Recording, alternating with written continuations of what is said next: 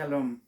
En este principio de año y ante todos los acontecimientos que están sucediendo en el mundo, quiero dar esta palabra muy importante para algunos que no conocen acerca de esto y para otros hermanos que se interesan.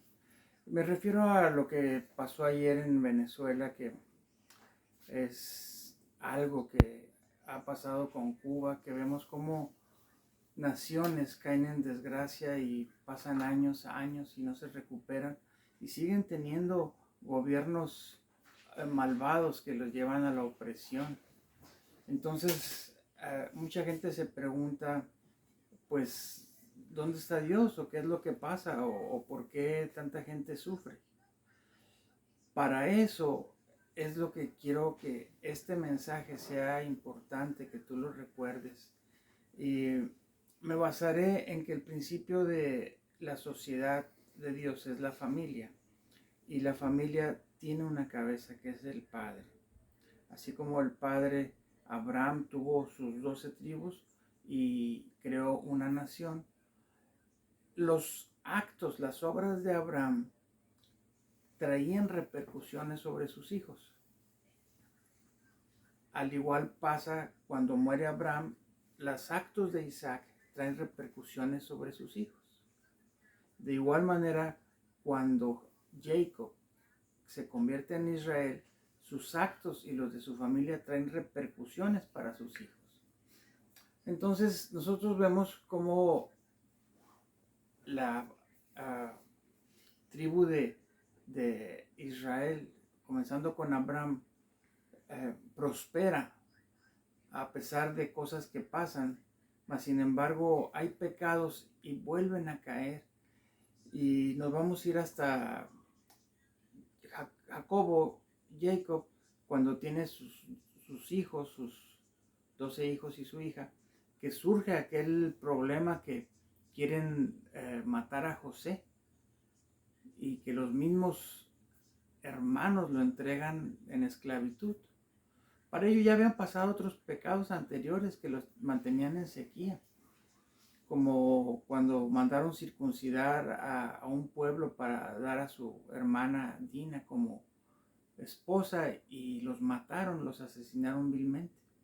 Entonces fue el declive, el caso de que el pueblo de Israel cayera en Egipto por 400 años y muchos de ellos en esclavitud. No fue algo gratis, fue algo que fue una consecuencia. En la Biblia no se llama karma, se llama retribución. ¿Qué es retribución? Tú haces lo bueno, tú siembras una semilla y te da granos. Tú siembras algo malo y te da una retribución, algo, alguna maldad, alguna sequía, alguna enfermedad, hasta la muerte. Entonces el pueblo de Israel pasó de ser una tribu a ser una nación, y cuando el rey David llega a Jerusalén, la conquista, él ya viejo, viene la prosperidad con su hijo Salomón, y es prosperado como ninguna nación. Todas las naciones envidiaban a Israel en el reino de Salomón. Fue la más próspera. Dice la Biblia que las piedras eran como la plata. La plata era considerada como piedras de tanto oro que tenían, joyas preciosas y cosas así. Pero Salomón al final de sus días se corrompe, pero Dios tiene misericordia de él.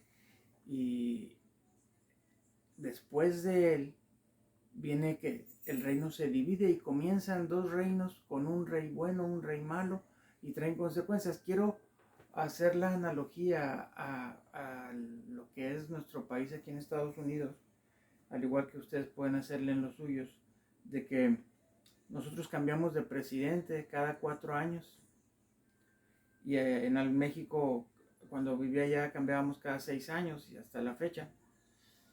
Pero la cuestión es de que ellos, como patriarcas de la nación, sus obras traen consecuencias, pero no crean que son consecuencias como las de un padre así de simples, Sin embargo, la Biblia habla que hay pecados de los padres que pueden traer consecuencias hasta la cuarta generación.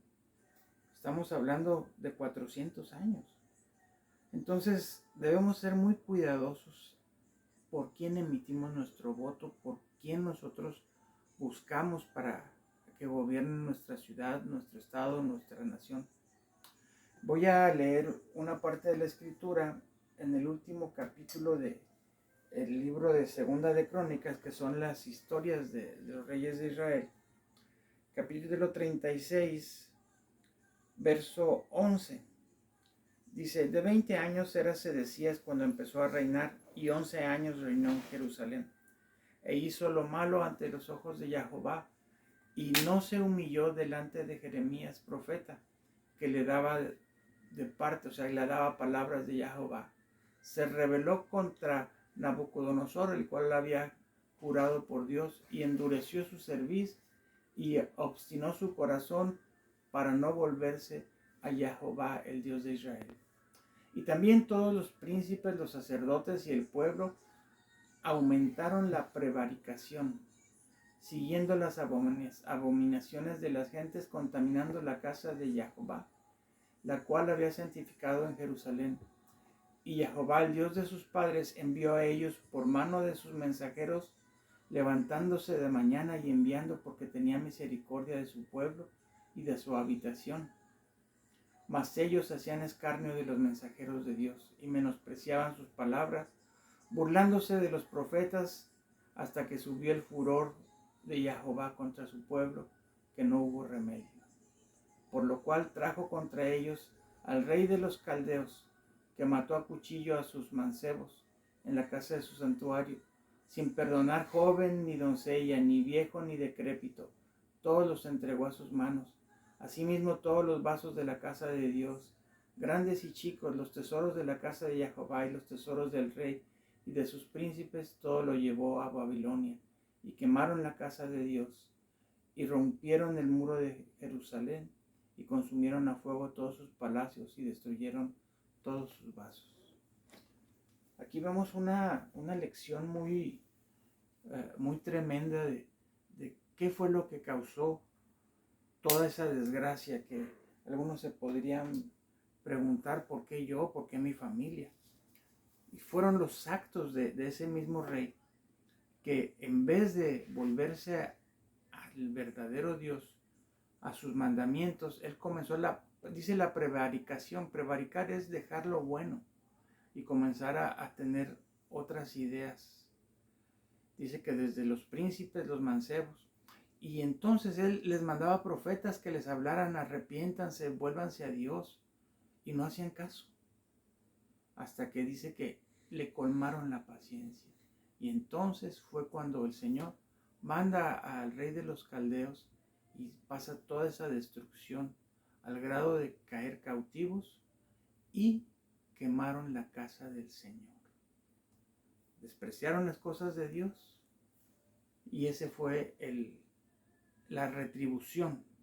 Entonces ahora vemos, si tú lees, busca simplemente en tu concordancia, e hicieron lo malo ante Dios, y te van a aparecer muchas citas de reyes que hicieron lo malo.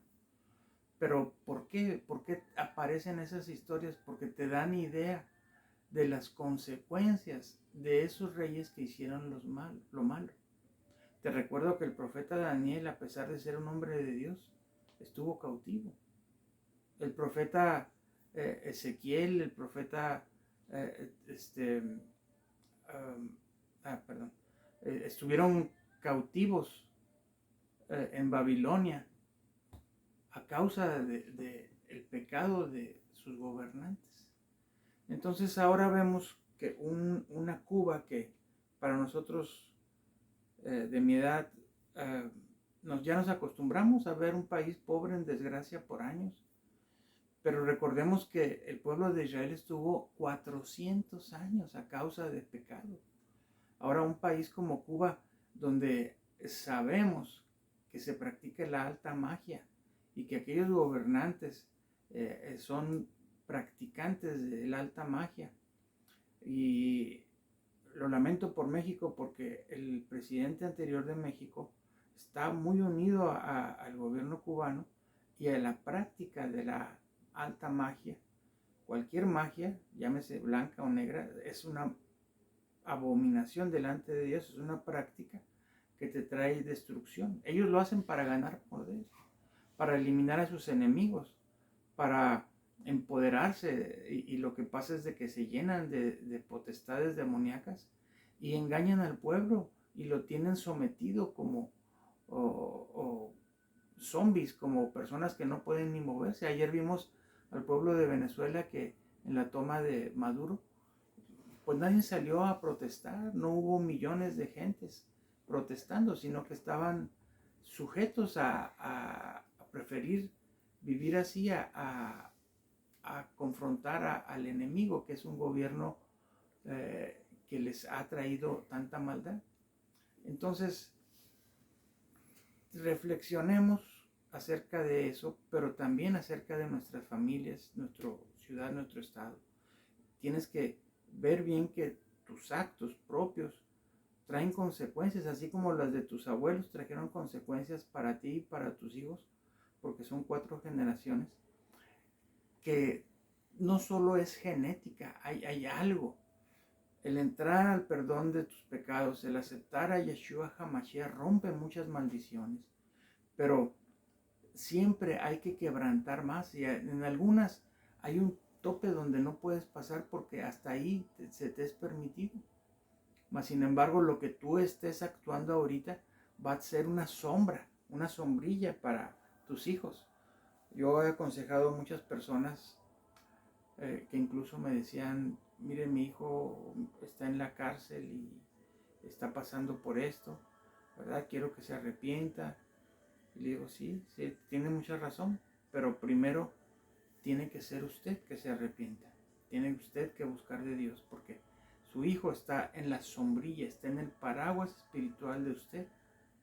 ¿Cómo? Me dice, pues él es el que ha hecho cosas malas. Sí, pero usted no le ha creado una sombra espiritual, una genética espiritual.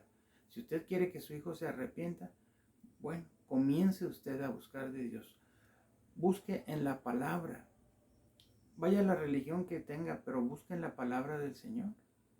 Yo, como fui católico, comencé a leer la Biblia, luego pues comencé a ver que, pues mira, los cristianos están más acercados a lo que dice la palabra. Luego comencé a investigar con bautistas, con apostólicos, y poco a poco fui concluyendo que es importante llenarte de la sabiduría de Dios en cuanto a los principios. Si tú te quieres adentrar en la doctrina de tu iglesia, adelante, ahí vas a permanecer, pero si tú quieres crecer en Dios, vas a ir avanzando y comprendiendo y no menospreciando al niño que poco sabe. Por ejemplo, Pablo decía que iba a volverles a dar leche. Dice, ustedes son como bebés, tengo que volverlos a enseñar desde el principio. Dice, debiendo ser ya maestros, todavía no salen de beber leche espiritual. No sé, ¿y a qué se refiere? A que todavía ni siquiera guardaban los mandamientos de Dios, no se arrepentían de sus obras, al grado de que alguna persona de ahí de esa congregación dormía con la mujer de su padre. Pecados gravísimos. Entonces, ¿qué nos trae a reflexión? Que nosotros vemos que estados como Nueva York, países como Cuba, como Venezuela, como Nicaragua, han pasado décadas y siguen en desgracia. ¿Cuál será la señal para que esto deje de suceder? Bueno, el Señor habla de maldiciones de 4 años, de 4 generaciones, hay de 10 años, hay cosas, pero una cosa sí tienen en común, de que siempre cuando se acaba una maldición, surge un caudillo, surge un guerrero, surge alguien apoyado por el Señor para llevar a cabo esa restauración. Recordemos a Esdras, Nehemías. Esdras, vamos a decir, un bartender, era el que servía la copa del rey. A él lo levanta el Señor pone gracia y aún el gobierno del imperio lo apoya a reconstruir Jerusalén, el templo. Entonces, a estas fechas vemos a un Donald Trump aquí en Estados Unidos, a un Nayib Bukele en El Salvador, a un Milei en Argentina, a una Giorgia Meloni allá en Europa, que están resurgiendo como caudillos para retomar. Ponía un post hace algunas horas en Facebook de que Donald Trump no viene a inventar la rueda ni el hilo negro. Él me mostraba, el señor allá por el 2015, me lo mostraba como un bombero que solamente venía a apagar el fuego de todo ese infierno que habían levantado los Obama, los Clinton y todos los satánicos de este país, que incrementó ahora con Biden y Harris. Ya estábamos viviendo en un Sodoma y Gomorra, les quedaba poco. Dice la palabra de Dios que en Sodoma y Gomorra comían y bebían, pero y se daban en casamiento. Dice la palabra que así serán los últimos días, que comerán y beberán y se daban en casamiento, pero no leen lo que dice después. Dice, corrompiéndose en toda carne. O sea que el casamiento, el matrimonio, era corrupto, hombres con hombres, hombres con mujeres, hasta quizás hombres con bestias, no lo sé. La comida y la bebida eran drogas, eran beber hasta hartarse, comer lo más sucio del reino animal. Entonces, estas señales, gracias a Dios, hay esperanza todavía. Nosotros esperamos este 20 de enero acá en Estados Unidos, la toma de protesta de nuestro presidente Trump, donde ya con la experiencia anterior y con todos estos perversos exhibidos, sabremos que tomará con más fuerzas las riendas, pero no desechamos las acechanzas del enemigo. ¿Recuerdan cómo fue la pandemia? ¿Recuerdan cómo fueron tantas cosas escabullidas como para dañarlo? Desde un intento de sacarlo del gobierno hasta asesinarlo. Entonces, seamos muy conscientes de los tiempos que vivimos. Quizás en tu ciudad, en tu estado, no te ha llegado a pasar algo grave como a muchos en California, que a sus hijos, sin saberlo, los castraron o les quitaron sus genitales, ya sea hombre o mujer. O personas que por hablar la verdad incluso fueron a la cárcel. Ya como en China, como en otros países que el cristianismo ha estado siendo opacado. Entonces reflexionemos acerca de qué hacer ahorita. Bueno, hacer el bien, seguir los mandamientos, guardarnos. La palabra habla de que guardar los Shabbats, los días de reposo, o sea, tener el ciclo de 6 días y un día para dedicarlo a Dios. Eso es algo muy bueno. Honrar, ofrendar, hacer el bien, todo eso. Pero sobre todo hay una escritura que dice que en los últimos días se levantará el profeta Elías con un espíritu que traerá el corazón de los padres a los hijos y de los hijos a los padres. Y eso significa, el corazón es lo más, importante, vamos a decir.